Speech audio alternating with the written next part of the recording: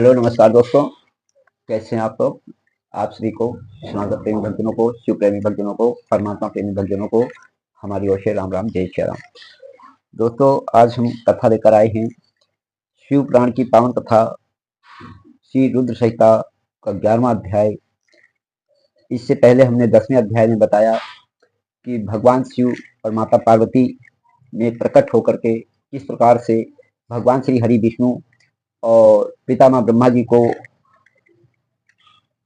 पूजा का विधि ज्ञान और क्या क्या जिम्मेदारी दिया है कि संसार को कैसे चलाना है।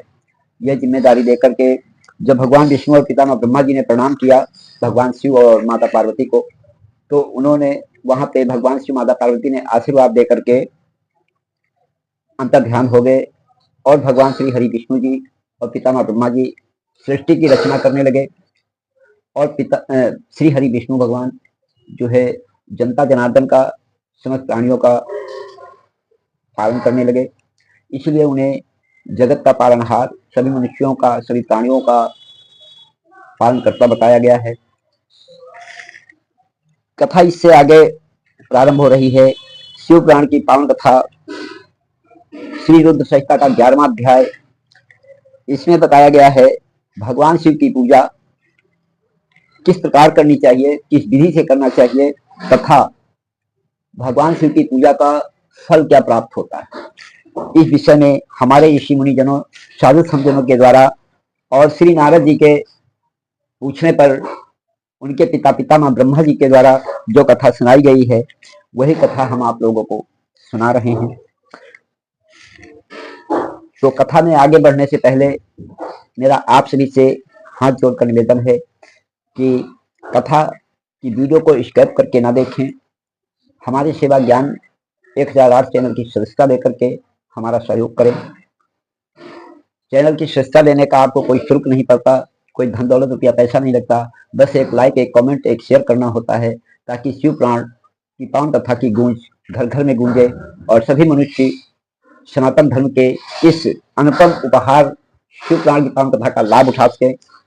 उनके घर में, आपके घर में, सबके परिवार में सुख, शांति, समृद्धि, सद्बुद्धि, सद्वेग, सदाचरण का संचार होना चाहिए। यही शिव पुराण की पावन कथा का दिव्य मंगलमय आशीर्वाद है और यही हमारा उद्देश्य है कि सनातन धर्म के प्रचार प्रसार के हेतु जो प्रयास कर रहा हूं, इसमें आप लोग हमारे सहयोगी बने। हर हर महादेव।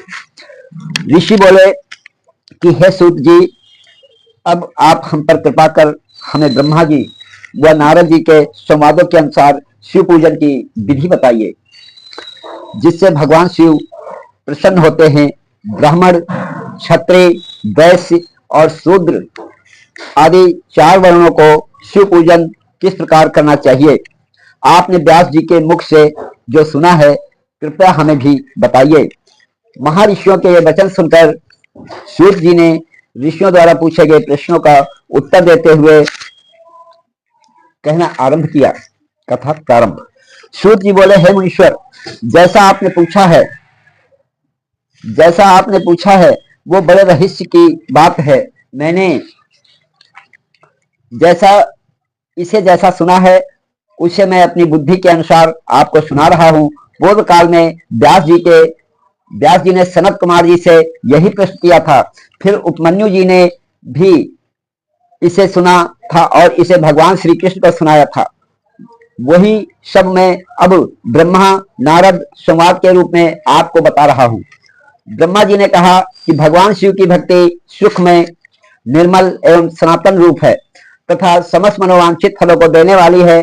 यह दरिद्रता, रोग, दुख तथा शत्रु द्वारा दी गई पीड़ा का नाश करने वाली है। जब तक मनुष्य भगवान शिव का पूजन नहीं करता है और उनकी शरण में नहीं आता, तब तक ही उसे दरिद्रता, दुख, रोग और शत्रु जनित पीड़ा, ये चारों प्रकार के पाप दुखी करते हैं। भगवान शिव की पूजा करते ही यह दुख समाप्त हो जाते हैं और अच्छे सुखों की प्राप्ति होती है। वो सभी भोगों को प्राप्त कर अंत में मोक्ष प्राप्त करता है। शिव जी का पूजन करने वालों को धन, संतान और सुख की प्राप्ति होती है। ब्राह्मण, क्षत्रिय, वैश्य और शूद्रों को सभी मनोकामनाओं तथा प्रयोजनों की सिद्धि के लिए विधि अनुसार पूजा उपासना करनी चाहिए। ब्रह्मा मुहूर्त में उठकर गुरु तथा शिव का स्मरण करके तीर्थों का चिंतन एवं भगवान विष्णु का ध्यान करें। फिर मेरा स्मरण चिंतन करके स्तोत्र पाठ पूर्वक शंकर जी का विधि पूर्वक नाम ले। तत्पश्चात उठकर शौच क्रिया करने के लिए दक्षिण दिशा में जाएं तथा मल मूत्र त्याग करें। ब्राह्मण गुदा की शुद्धि के लिए उसमें 5 बार शुद्ध मिट्टी का लेप करें और धोएं। क्षत्रिय 4 बार, वैश्य 3 बार और शूद्र 2 बार, यही क्रम करें। तत्पश्चात बाएं हाथ में 10 बार और दोनों हाथों में 7 बार मिट्टी लगाकर धोएं। प्रत्येक पैर में 3-3 बार मिट्टी लगाएं। स्त्रियों को भी इसी प्रकार क्रम करते हुए शुद्ध मिट्टी से हाथ पैर धोने चाहिए। ब्राह्मण को 12 अंगुल, क्षत्रिय को 11, वैश्य को 10 और शूद्र को 9 अंगुल की दातून करनी चाहिए। ऐसा शिव पुराण की पावन कथा में लिखा हुआ है। षष्ठी अमावस्या नवमी व्रत के दिन सूर्यास्त के समय रविवार और श्राद्ध के दिन संयोग से आज रविवार है। जब यह कथा आपको सुना रहा हूं तो आज दिन रविवार है। श्राद्ध के दिन दातून न करें। दातून के पश्चात जलाशय में जाकर स्नान करें तथा विशेष देश काल आने पर मंत्रोच्चार पूर्वक स्नान करें। फिर एकांत स्थान पर बैठकर विधि पूर्वक संध्या करें तथा इसके उपरांत विधि विधान से शिव पूजन का कार्य आरंभ करें। तदुपरांत मन को सुव्यवस्थित करके पूजा गृह में प्रवेश करें तथा आसन पर बैठें। सर्वप्रथम गणेश जी का पूजन करें। उसके उपरांत शिव जी की स्थापना करें। 3 बार आचमन कर 3 प्राणायाम करते समय त्रिनेत्रधारी शिव का ध्यान करें। महादेव जी के 5 मुख, 10 भुजाएं और इनकी स्फटिक के समान उज्जवल कांति है। सब प्रकार के आभूषण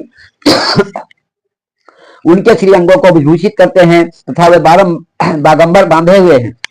फिर प्रणव मंत्र अर्थात ओमकार शिव जी की पूजा आरंभ करें। पाद्य, अर्घ्य और आचमन के लिए पात्रों को तैयार करें। 9 कलश स्थापित करें तथा उन्हें कुशाओं से ढक कर रखें। कुशाओं से जल लेकर ही सबका प्रक्षालन करें। तत्पश्चात सभी कलशों में शीतल जल डालें। खस और चंदन को 5 पात्र में रखें। चमेली के फूल, शीतल, चीनी, कपूर, बरगद की जड़ जिसे बट वृक्ष कहा जाता है, अक्षय वृक्ष कहा जाता है, उसी को बरगद की जड़ और बड़ कहा जाता है। तमाल का चूर्ण बना ले और आचमनी के पात्र में डाले। इलायची और चंदन को तो सभी पात्रों में डालें। देवाधिदेव महादेव जी के सामने नंदीश्वर का पूजन करें। गंध, धूप तथा दीपों द्वारा भगवान शिव की आराधना आरंभ करें। सद्योजातम प्रपद्यामि मंत्र से शिव जी का आवाहन करें। ओम वामदेवाय नमः मंत्र द्वारा भगवान महेश्वर को आसन पर स्थापित करें, बैठने का स्थान दें। फिर ईशान सर्व विद्या नाम मंत्र से आराध्य देव का पूजन करें। पाद्य और आचमनी अर्पित कर अर्घ्य दें। तत्पश्चात गंध और चंदन मिले हुए जल से भगवान शिव को विधि पूर्वक स्नान कराएं। तत्पश्चात पंचामृत से भगवान शिव को स्नान कराएं। पंचामृत के 5 तत्वों दूध, दही, शहद, गन्ने का रस तथा घी से नहलाकर महादेव जी के प्रणव मंत्र को, प्रणव यानी ओम मंत्र को बोलते हुए उनका अभिषेक करें। जल पात्रों में शुद्ध व शीतल जल लें। सर्वप्रथम महादेव जी के लिंग पर कुश, अपामार्ग, कपूर, चमेली, चंपा, गुलाब, सफेद कनेर, बेला, कमल और उत्पल पुष्पों एवं चंदन को चढ़ाकर पूजा करें। उन पर अनवरत जल की धारा गिरने की भी व्यवस्था करें। जल से भरे पात्रों से महेश्वर को नहलाएं। मंत्रों से भी पूजा करनी चाहिए। ऐसी पूजा समस्त आपके मनोवांछित फल, अभीष्ट फलों को देने वाली है। और भगवान शिव का आराधना करते हुए शिव प्रेमी भक्तजन ध्यान दें। यह कथा वीडियो बड़ी हो जाएगी, इसलिए इसको दूसरे भाग में शेष कथा दे रहा हूं। तो यह पूजा बड़े अनुष्ठान जो होते हैं उसकी विधि है। अब आप लोगों को कैसे करना है, इसी विधि से अल्प मात्रा में करके ओम नमः शिवाय महामंत्र का जाप करते हुए इसी अनुष्ठान से आपका कार्य सिद्ध हो जाएगा। तो इसलिए इतना इस जमाने के हिसाब से लोगों के पास समय नहीं होता है, समय का अभाव होता है। इस कारण आप लोग ओम नमः शिवाय महामंत्र का जाप, नियम संयम वाणी, हृदय में सत्यता का को धारण करके तब सत्यम शिवम सुंदरम की पूजा करें, आराधना करें, स्तुति करें और अपने जीवन में लाभ उठाएं। आपके जीवन में सुख शांति समृद्धि बनी रहे, भगवान शिव परिवार की कृपा बरसती रहे। यही हमारी दिव्य शुभ मंगल कामना सर्व जनमानस के लिए है, सभी सनातन प्रेमी भक्तजनों के लिए है। और हमारा ओम जय शिव शक्ति परिवार सेवा संस्थान नव निर्माण सहाय वृद्धाश्रम में सभी असहाय वृद्धजनों को फ्री भोजन, फ्री कपड़ा, फ्री दवा, फ्री रहने की व्यवस्था करने के लिए आप हमारा सहयोग करें। हर हर महादेव की जय। जय बाबा अमरनाथ बरफानी भूखे को भोजन, प्यासे को पानी।